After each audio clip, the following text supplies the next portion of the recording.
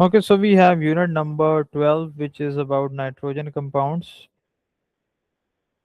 सबसे पहले हम लोग बात करते हैं कि नाइट्रोजन कंपाउंड्स, तो चलो चैप्टर का नाम है यूनिट 12 का अमाइंस क्या होती हैं. We already know this functional group and about it a lot. Amines ऐसे ऑर्गेनिक कंपाउंड्स हैं यानी कि कार्बन बेस्ड सब्सटेंसेस जिसके अंदर नाइट्रोजन होती है. हम लोग चैप्टर ये पढ़ रहे हैं नाइट्रोजन कंपाउंड्स. अगर आप अमोनिया की बात करते हो NH3 की, जहाँ पे हाइड्रोजन के एटम्स को रिप्लेस कर लेते हैं या हाइड्रोजन के एटम्स जितने भी हैं वो रिप्लेस हो रहे होते हैं by alkyl groups. Alkyl group आके उनको रिप्लेस कर लेता है, यानी कि कार्बन की चेन्स आके उनको रिप्लेस कर लेती हैं. मुख्तलिफ एमाइंस होती हैं अगर हम लोग देखें तो. एक होती है primary amine, we already studied about this. Primary amine ये होती है 1 डिग्री अमाइन. इसमें क्या होगा, एक हाइड्रोजन रिप्लेस होगी. जैसे कि हमें पता है, इसकी अगर हम लोग एग्जांपल ले लें, एथिलमाइन C2H5NH2. यहाँ पर H6 होना चाहिए था लेकिन नहीं, उसकी जगह पे NH2 लग गया.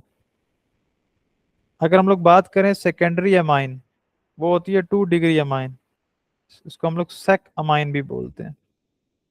सेकेंडरी अमाइन दो हाइड्रोजन रिप्लेस होती हैं.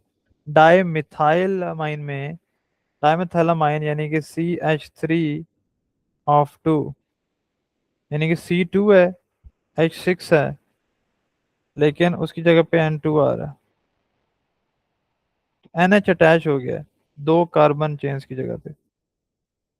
दो कार्बन चेन्स के साथ NH अटैच्ड है इधर. टर्टियरी अमाइंस की बात करें, 3 डिग्री अमाइन भी जिसको हम लोग कहते हैं, उसमें तीनों की तीनों हाइड्रोजन रिप्लेस हो जाती है.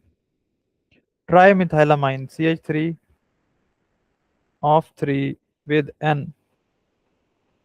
N जो है वो तीनों हाइड्रोजन के साथ अटैच्ड है.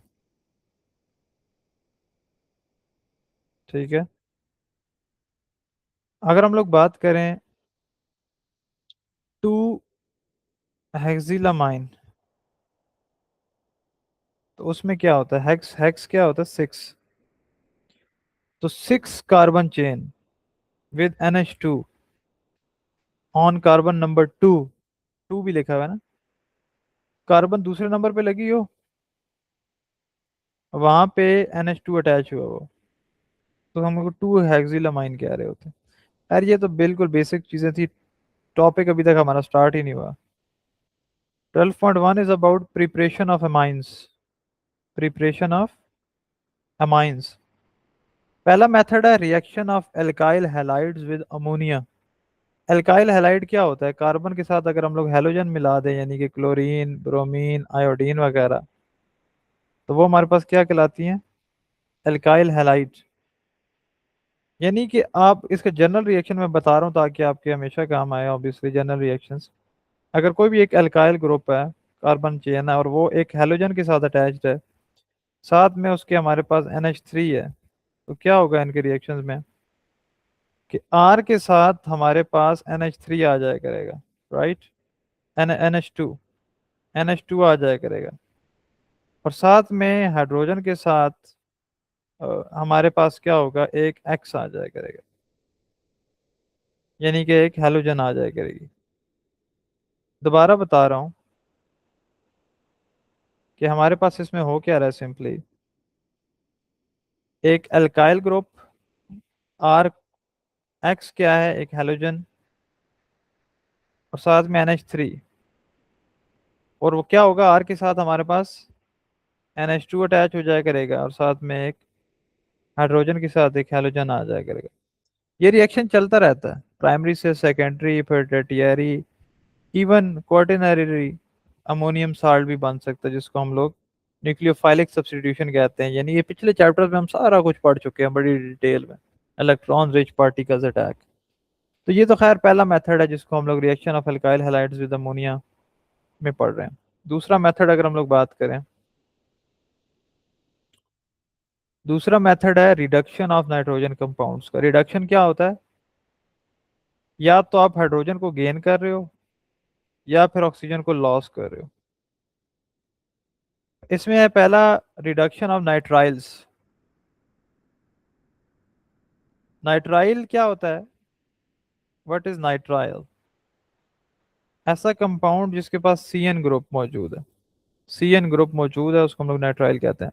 तो रिडक्शन ऑफ नाइट्राइल्स का अगर हम लोग रिएक्शन देखें तो R with C N with some hydrogen will give us, R के साथ क्या अटैच हो जाएगा? CH2 और साथ में NH2 भी। ये इसका रिएक्शन है। प्राइमरी अमाइन आपके पास आ रही है। आर विद सी एन होगा यानी कि नाइट्राइल के साथ जब भी, तो क्या होगा? साथ में हाइड्रोजन गैस होगी और वो रिएक्ट करके जो आ रहा है उसका CH2 भी लग जाएगा और NH2 भी लग जाएगा। ये इसका जनरल रिएक्शन है। देन है catalytic reduction using catalyst. Catalyst क्या है? जो रिएक्शन को तेज करे। निकल या प्लेटिनम वगैरह यूज हो सकते हैं। फिर रिडक्शन ऑफ एमाइड्स हैं। एमाइड क्या होता है? CONH2। अगर R अटैच्ड है विद CONH2 और साथ में हाइड्रोजन गैस है तो क्या होगा? क्या होगा? R के साथ CH2 और साथ में NH2 आएगा। ये भी प्राइमरी अमाइन दे रहा है। जब भी CONH2 अटैच्ड होगा हाइड्रोजन के साथ यही चीज बना करेगी। Then we have basicity of amines. Basicity क्या होता है? क्या हाइड्रोजन एक्सेप्ट कर पाए। Ability to accept hydrogen. Amines जो होती है ना, एमाइंस वो होती बेसिक है, क्योंकि नाइट्रोजन के पास लोन पेयर होता है यानी कि फ्री इलेक्ट्रॉन्स मौजूद होते हैं। अगर हम लोग इनके ऑर्डर ऑफ बेसिसिटी की बात करें तो एथिलामाइन, एथिलामाइन सबसे ज्यादा बेसिक है, उसके बाद अमोनिया है, और उसके बाद फिनालामाइन आएगी। फिनिलामाइन आएगी।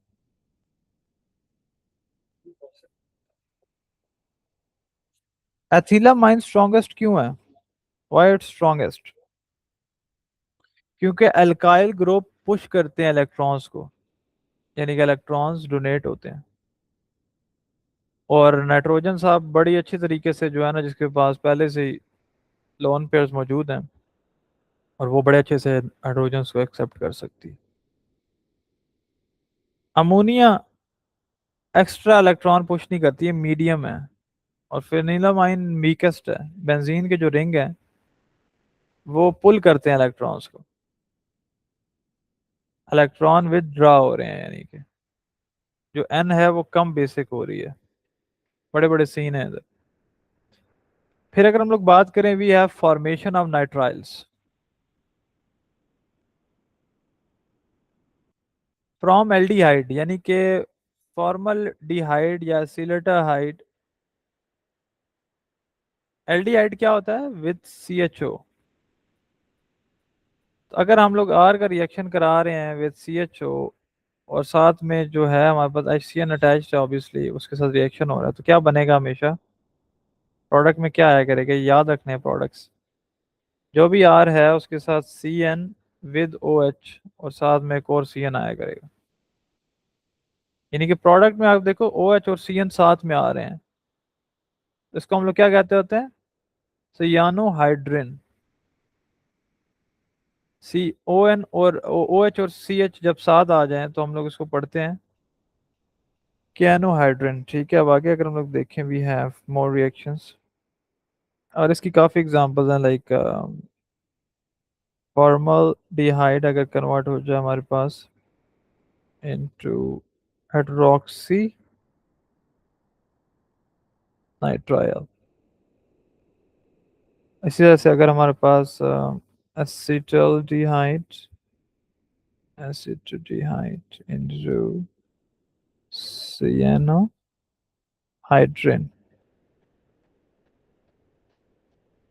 Then we have something else. Reactions के बस प्रोडक्ट्स, आपका काम कुछ भी नहीं है, आपका रिएक्शन का बस प्रोडक्ट आना चाहिए, that's it. 12.4 we have hydrolysis of nitriles. Hydrolysis यानी कि पानी के साथ रिएक्शन कराएंगे। एसिड हाइड्रोलिसिस क्या है?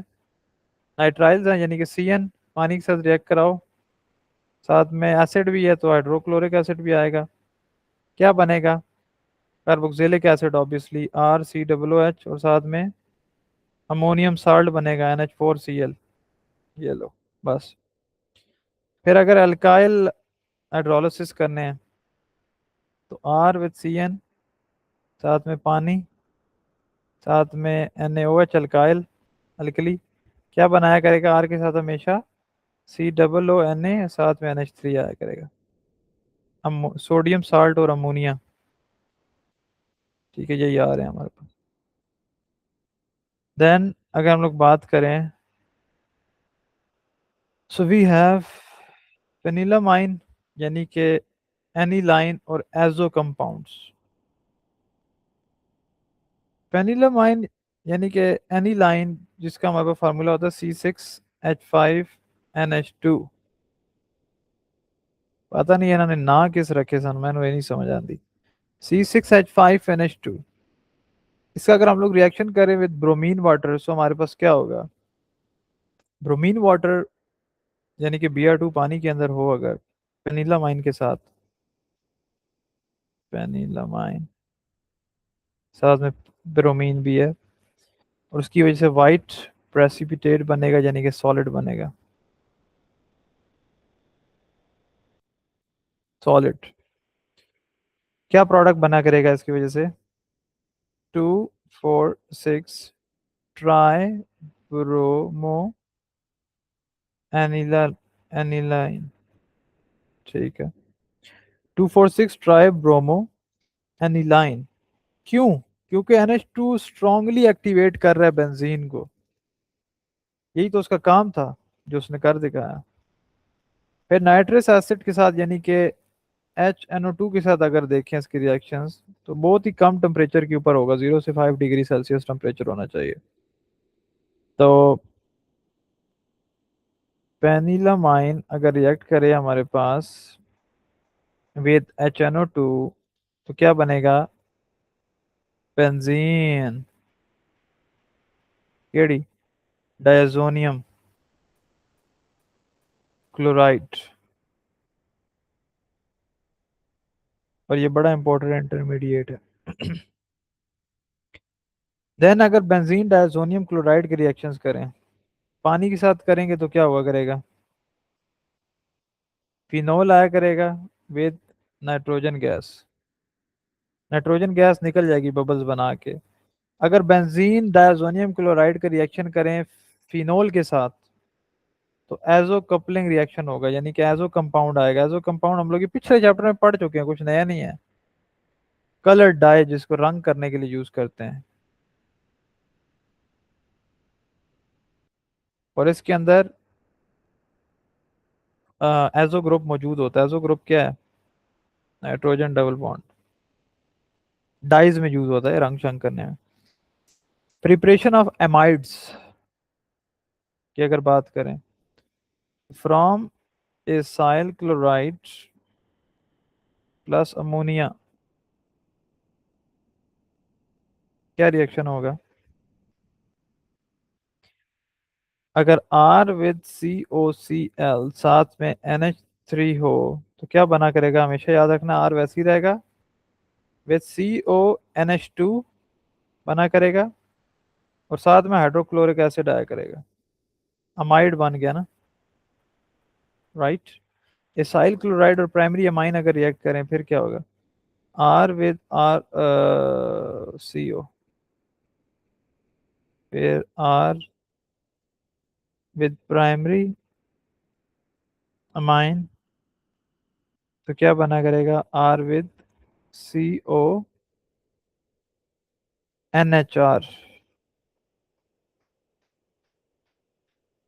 अगर हम लोग इसी के रिएक्शन करें विद, बहुत रिएक्शन है भाई,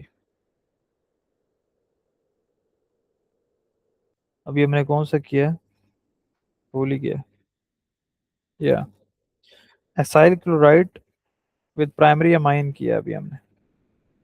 रिएक्शन विद एमाइड्स करते हैं, डिडक्शन का रिएक्शन करते हैं, डिडक्शन का। डिडक्शन में क्या होगा, ये डिडक्ट हो जाएगा, यानी कि अमाइन बन जाएंगे दोनों, गिव्स अमाइन डिडक्शन में। हाइड्रोलिसिस में एसिड हाइड्रोलिसिस करते हैं, जब एसिड का नाम आए कार्बोक्सिलिक एसिड तो बनेगा ही। तो CONH2 साथ में HCl रिएक्ट करे एसिड तो क्या बनेगा, R विथ COOH और साथ में NH4Cl सिंपली। एल्कलाइन हाइड्रोलिसिस करें फिर क्या बनेगा, R with CONH2 with NaOH क्या बना करेगा, R विथ COONA साथ में NH3।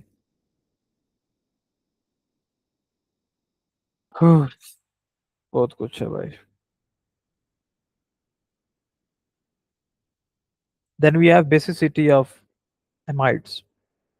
बेसिसिटी ऑफ एमाइड्स यानी कि बहुत वीक बेस है, क्योंकि इलेक्ट्रॉन शेयर हुए होते हैं विद ना ऑक्सीजन। अमाइनो ग्रुप के अंदर क्या क्या होता है, अमाइनो ग्रुप के अंदर NH2 होता है, अमाइन ग्रुप और साथ में एसिड ग्रुप भी होता है। अगर बात कर लें, we have 2 amino ethanoic acid हो गया, 2 अमाइनो एथेनोइक एसिड, जिसको ग्लाइसिन भी कहते हैं। क्या रिएक्शन होता है इसका formula, 2 NH2,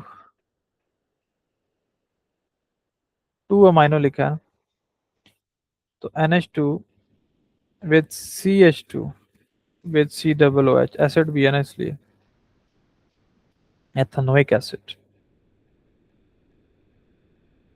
then we have 2 amino propanoic acid, alanine जिसे हम लोग कहते होते हैं, वो क्या है, 2 ये मतलब इधर ही लगेगा और COOH आ जाएगा ना, क्योंकि 2 अमाइनो प्रोपेनोइक एसिड है, एलानाइन इसको भी हम लोग कहते होते हैं।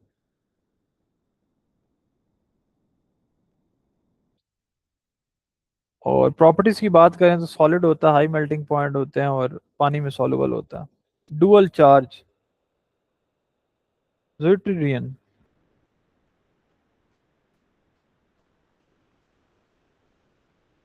Dual charge. पानी के अंदर क्या होगा, पॉजिटिव और नेगेटिव दोनों चार्जेस होते हैं उसके पास, ड्यूटेरियम के पास। तो NH3 positive, NH2 into COO negative. Then peptide bond है, 2 अमाइनो एसिड्स के दरमियान जो बॉन्ड होता है उसको पेप्टाइड बॉन्ड कहते हैं। COOH plus NH2 will give us CONH plus पानी। कंडेंसेशन भी कहते हैं, यानी कि ये तब जोड़ रहा है जब हम पानी को ज्वाइन कर रहा है विथ वाटर रिमूवल। डाइपेप्टाइड क्या होता है, जब 2 अमाइनो एसिड्स आपस में जुड़ जाएं उसको डाइपेप्टाइड कहते हैं, याद रखिएगा। इलेक्ट्रिक फील्ड के अंदर क्या होगा, अमाइनो एसिड मूव करते हैं, चार्ज के ऊपर डिपेंड करता है। पॉजिटिव वाले मूव करेंगे towards the negative plate, negative वाले मूव करेंगे टुवर्ड्स द पॉजिटिव प्लेट। और अगर आइसो इलेक्ट्रिक पॉइंट हो, न्यूट्रल पॉइंट, तो कोई मूवमेंट नहीं होगी आइसो इलेक्ट्रिक पे। अब थोड़ी सी बात करते हैं कि ये असल में चीज़ें यूज यूज कहाँ पे हो रही हैं। सारी अमाइंस वगैरह जो है इतनी ज़्यादा, ये सारी मेडिसिन में, कलर्स में, डाइज में, क्लीनिंग एजेंट्स में यूज होते हैं। और ये जो हमने पढ़ा नाइट्राइल्स, ये सारे प्लास्टिक बनाने में, रबड़ बनाने में यूज होते हैं। और हमने पढ़ा एमाइड्स, ये प्रोटीन है, हमारी बॉडी इसी से बनी है एमाइड से। और अमाइनो एसिड्स प्रोटीन बनाने के लिए, प्रोटीन जो बनती है मसल ग्रोथ के लिए, ये सारे हमारे पास चीज़ें यूज होती हैं। सो दोबारा से एक रिवीजन दे देता हूँ, समरी। अमाइंस जो हैं वो नाइट्रोजन कंपाउंड्स हैं, बेसिक भी होते हैं। नाइट्राइल्स जो हैं वो अमाइंस देती हैं रिडक्शन के बाद। एमाइड्स जो हैं वो वीक बेसिस हैं। अमाइनो एसिड्स जो हैं वो block basic building block of proteins हैं। और एजो कंपाउंड जो हैं वो डाइज में यूज होते हैं। आई थिंक सो यही था, कुछ रह गया तो मुझे बताओ रेदा, करा देता। बहुत दिमाग खाया है इसने। नहीं तो सब कुछ कंप्लीट हो गया। सब कुछ हो गया, समझ आई है आपको सही? जी सर। जनरल रिएक्शंस याद रखने हैं बस, प्रोडक्ट क्या बन रहा है, फिर आगे आपको दुनिया का जो रिएक्शन दे दिया जाए आप उसको कर सकते हो। जनरल रिएक्शन नहीं आता फिर कुछ भी नहीं आता कभी भी। तो सारे जनरल रिएक्शंस आपको आपने घोल के पी लेने हैं एक ही दफा में, कि क्या चीज़ क्या बना रही है, जब फलानी चीज़ फलाने के साथ रिएक्ट करेगी तो फिर क्या आया करेगा। सारे जनरल रिएक्शंस आपने याद रखने होते हैं बस। जनरल रिएक्शंस याद होंगे तो चीज़ें बेस्ट चलेंगी। This was a huge chapter for real. Abdullah आपको कुछ पेड़ पे है, मैंने लगता था कोई नहीं, पर चलो। नो सर, समझ आएगी मुझे। अच्छा पक्की अच्छा, बात है। पक्की बात है जी। ये तो मुझे खुद को भी नहीं आई वैसे, आपको कैसे आ गई? रिएक्शंस तो मैंने चलो कभी याद करने ही नहीं होते, बच्चों नहीं करने होते हैं, बट स्टिल रिएक्शंस को अच्छे तरीके से देखना है। बस ये देखना है कि कौन से रिएक्टेंट्स मिलके कौन सा प्रोडक्ट बना रहे हैं। और obviously there are a lot of reactions in your chemistry book, और एंड टाइम पे करना बहुत मुश्किल होता है, पूरा साल पढ़नी पड़ती है मैथमेटिक्स की तरह। और जिस तरह मैथमेटिक्स अब आखिरी 2 महीनों में करके कभी कभी भी नहीं निकल सकता है। ठीक है, जैसा ग्रेड 12th किया है ना, वो क्या है उसमें 2 चैप्टर्स हैं बड़े मजेदार। इंटीग्रेशन और हाँ, डिफरेंशिएशन, इंटीग्रेशन मुझे इतनी बुरी डेरिवेटिव्स। लगती है, डेरिवेटिव तो फिर भी आसान लगते थे। इंटीग्रेशन का साइन देख के ही मुझे इतना गुस्सा आ जाता है, मैं कहा, ये किधर से आ गई है भाई। I really used to hate that. तो यूनिवर्सिटी में खैर हमें वही पढ़नी पड़ी पूरा साल, लेकिन जो है ना फिर अच्छी लगना शुरू हो गई थी। But derivatives were awesome. तो बस जिस तरह मैथमेटिक्स में होता है कि आपने एंड टाइम पे मैथमेटिक्स करके जाओ ना तो कुछ भी नहीं आता पेपर में बंदे को फिर। तो केमिस्ट्री भी काइंड ऑफ सेम है, इसमें बहुत रिएक्शंस होते हैं। आपने paper is not difficult, will be never difficult, ऐसा कभी नहीं होगा कि सारा पेपर रिएक्शन से बनाओ। 60 to 70% थेरी होती है भाई। ठीक है, 60 to 70% थेरी। आप मॉडल पेपर खोलो उसमें थेरीज मिलती है रिएक्शंस दे देता है, पर मॉडल पेपर से भी आसान पेपर आते हैं। तो जस्ट चिल आउट, आपके कॉन्सेप्ट्स क्लियर हुए हैं, माइंड हैं क्या, ये यूज कहाँ पे हो रही हैं, थोड़े बहुत रिएक्शंस भी, या ऑब्वियसली ये थोड़े बहुत दरमियान वाले चैप्टर्स हैं, इनमें काफ़ी रिएक्शंस हैं, वरना बाकी चैप्टर्स काफ़ी आसान है। सो या लेट्स सी कि क्या होता है। दैट्स इट, इंशाल्लाह लेट्स मीट टुमारो। ओके रिदा, और टेस्ट वगैरह फिर कल ही चेक करते हैं, थोड़ा सिलेबस हो जाए ना फिर टेस्ट चेक कर लेते हैं।